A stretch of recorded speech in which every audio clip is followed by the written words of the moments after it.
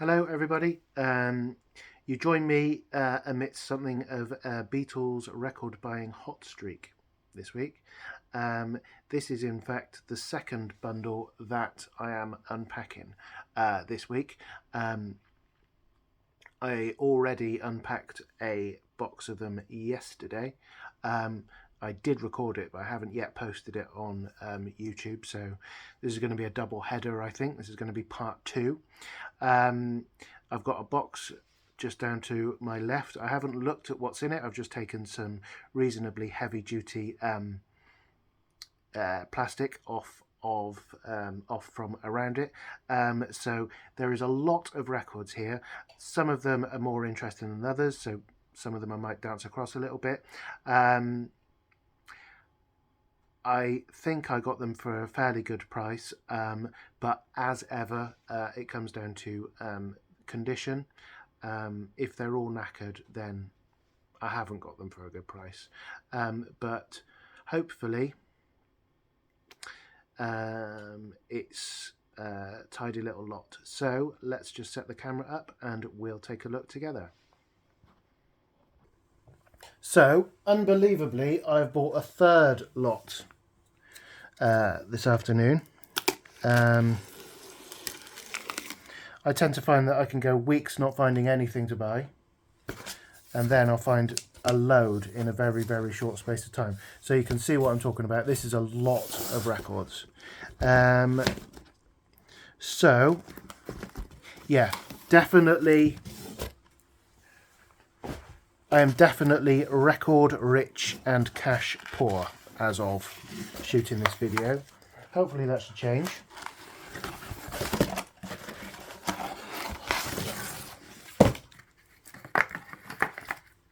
So let's get into it. Let's go with, I'm going to do this in no particular order.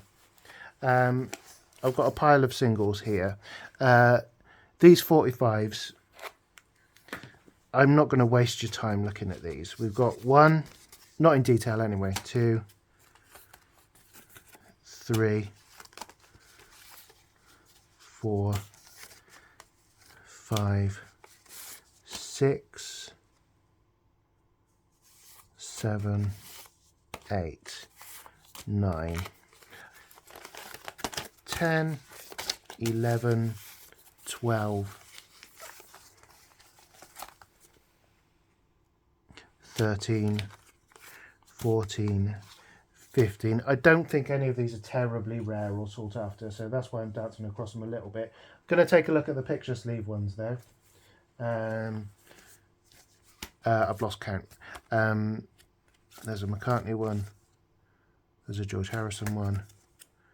Importantly, there's a Ringo one. There's that one. There's that one. So let's take a look at the picture EPs, shall we? I haven't actually got all of these. So firstly, here is Twist and Shout.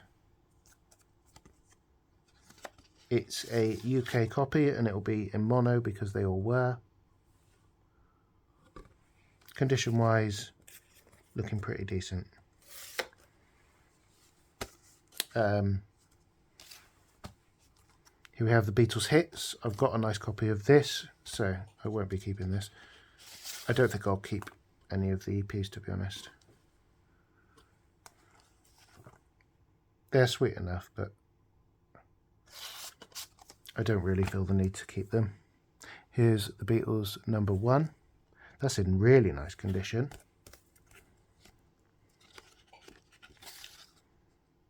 Looking good.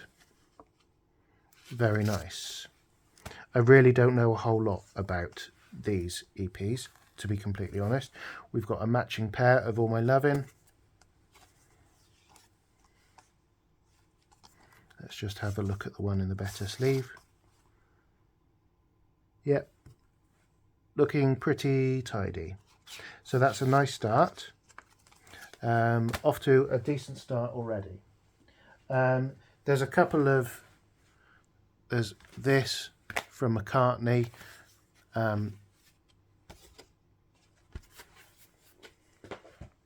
You can tell that I want to get to the Beatles ones, can't you? There's Band on the Run. Nobody needs to see another copy of Band on the Run. No disrespectful. Where to go next? Okay. So we've got a copy of... I can't remember what this one's called. Living in the Material World. Of course it is. So I think we've got some artwork with this. So it's a nice gatefold sleeve. So I've never actually seen the artwork that comes with this. That's really nice. In great condition. Got the lyrics there. So that's cool. I've bought and sold a number of copies of this album, but I've never actually seen that artwork before. And I think there's a printed inner sleeve with this, but I might be wrong. Oh, it's not printed. But it is a little bit different. It's a brown inner sleeve. Did they originally come with those? I'm guessing that it probably did. Let's take a little look at the condition of the record. That's in really nice condition. Okay, so this bodes well. It's unlikely, saying that, it's unlikely that the Beatles records have seen that little action. I would say that it hasn't really been used a whole lot, that record. But I would say when we get to the Beatles ones, they've probably seen a little bit more action. Hopefully not. We'll see. Here we have Double Fantasy. Let's have a quick look at the...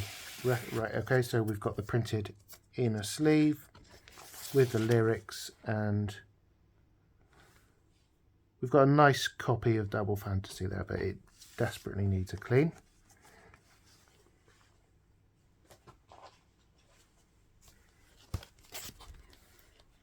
Here we have Imagine, which is a great album, as you probably already know. Glue's come apart at the seams, but that's no biggie.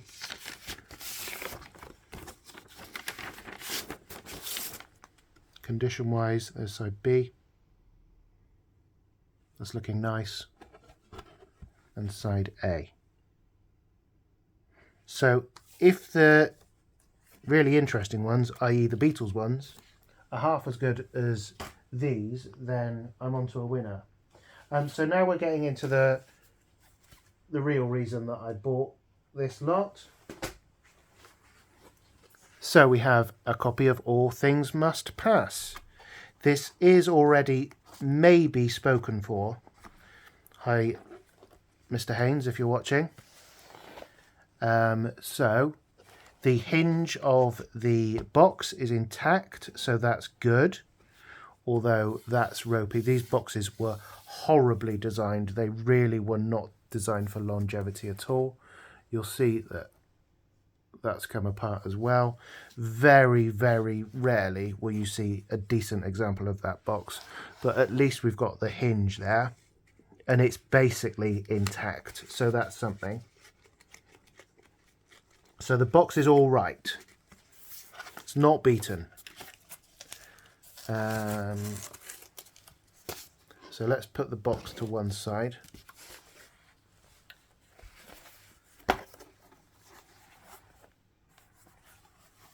Looks all right from the top.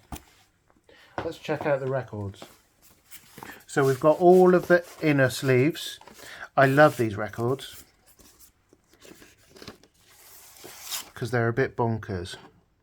We've got an orange apple on, what side is this? Side C. And side D. Condition wise, looks all right. We're looking okay with this one so far, which is great because this is quite a rare and sought after item. Needs a clean, but that's a nice record. So if the other two records are as good as this one, then the Beatles records would have to be absolutely beaten for this to not be a decent lot. So here we have side A. That's in nice shape as well. Not seen too much action, that. and side B. Lovely stuff with the orange apple. The inners, these aren't made of particularly great paper, and they often give way at the seams there. I would generally patch that up with some acid-free tape just to stop them from deteriorating further. And obviously you've got to be really, really careful when you put the records in to stop them splitting anymore. Okay, so let's have a look at the third record. Now, if I remember rightly, the third record has got a different label on it. Yeah, bonkers, isn't it? Strange that you'd have two records with the same design on the label and then a third record with a completely different design on the label. Apple Jam. So there is side E.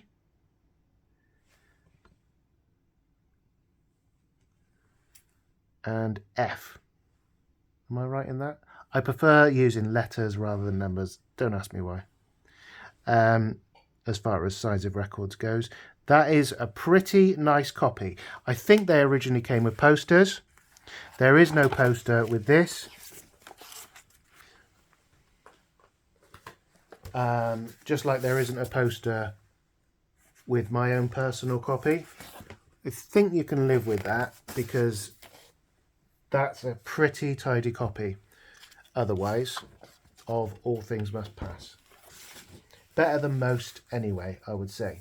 It needs a clean, but that will clean up nice. Okay, so that's looking good. Happy with that. Next, right, just so you know, I've got 4 items left to show you. Let's have a look at this. We have a UK mono pressing of Help. The front of the sleeve looks nice. The spine of the sleeve looks nice. Is it going to focus? No, maybe not. There we go. And the back of the sleeve looks nice. Okay. I'm pretty sure there isn't an original inner sleeve with this, but that's okay because I do have a little stockpile of my own that I can switch it out with.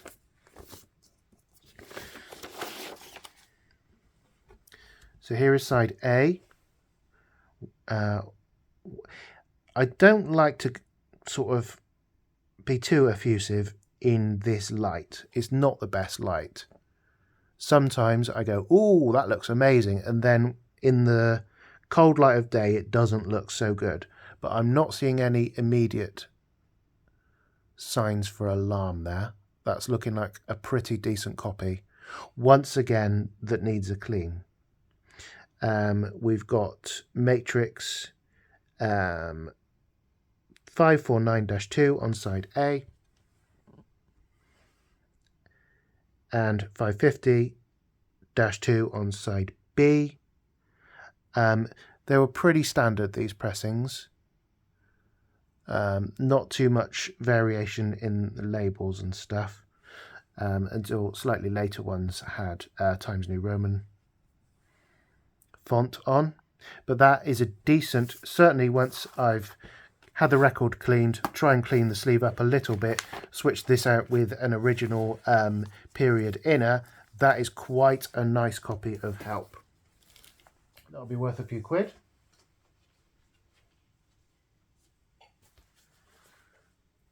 We have A Hard Day's Night. Okay, I would say the sleeve isn't looking quite so good. It's a bit worn there. But you can read the spine. It's basically clean and it's basically intact.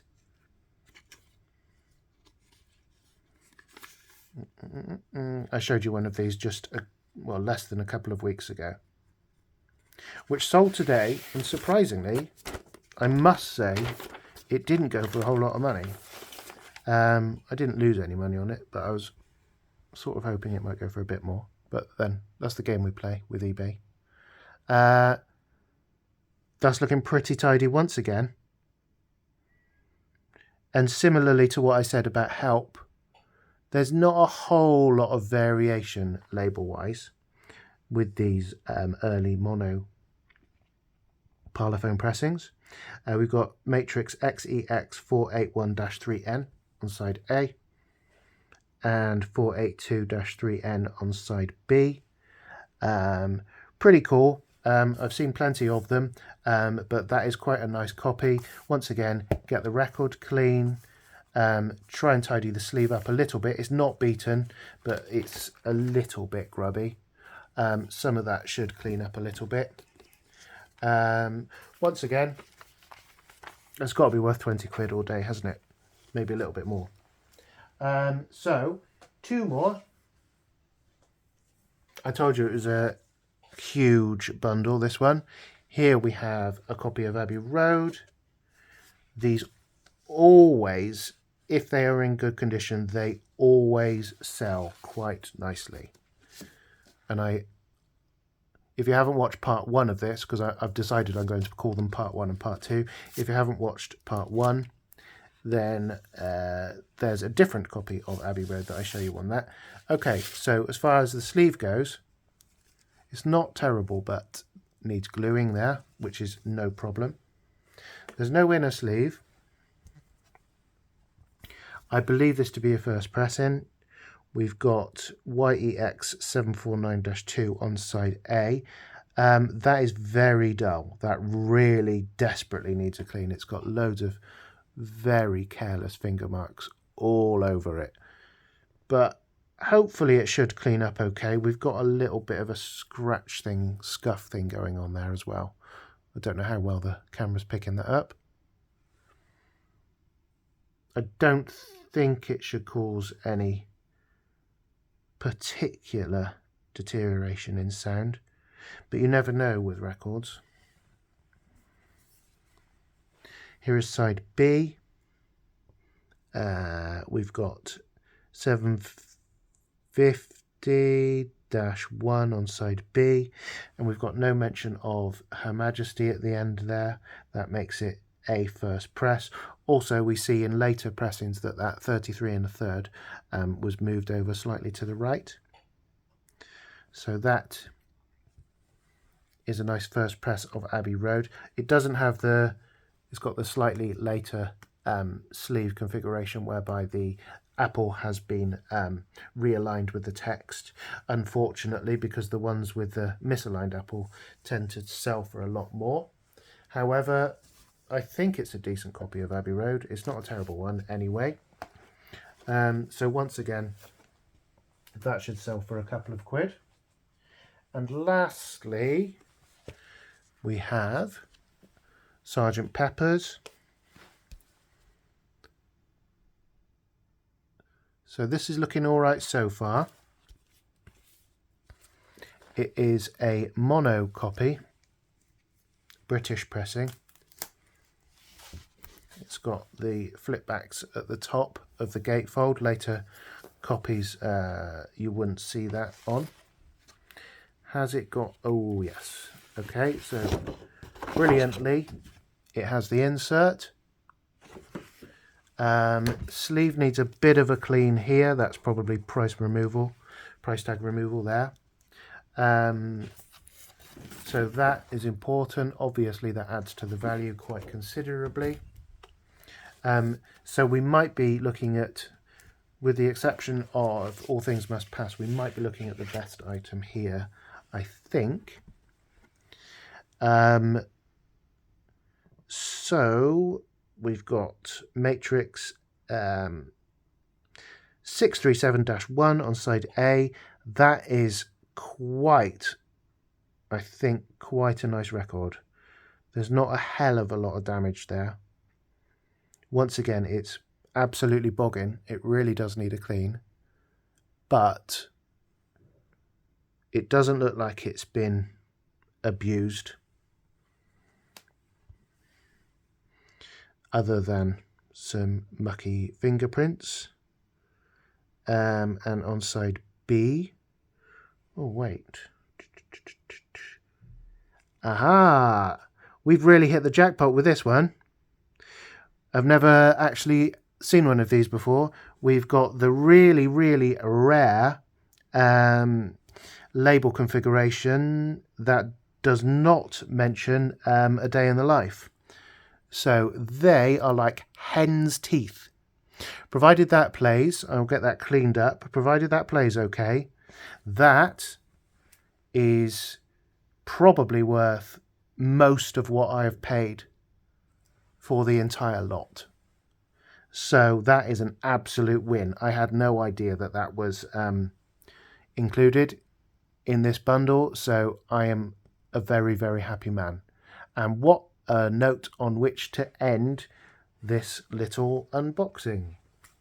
Pretty decent. So that's gone on for vastly longer than most of my videos. I hope you don't mind. Quite clearly there was quite a lot to get through. I could have spent a little bit longer on some of those, I'm aware of that, but I don't think anyone really wants to look at Venus and Mars and Band on the Run in particular detail, because you can find them in charity shops and stuff. It's not that interesting really, but yeah, a couple of real wins there. So I hope you enjoyed the video. Like I said earlier, I've got yet another bundle coming in the post. I'm going to post this alongside yesterday's bundle, so I hope you enjoy both of the videos, and if you did, give me a thumbs up and subscribe to my channel. But for now, that's it, so I'll see you again soon. Cheers everybody, goodbye.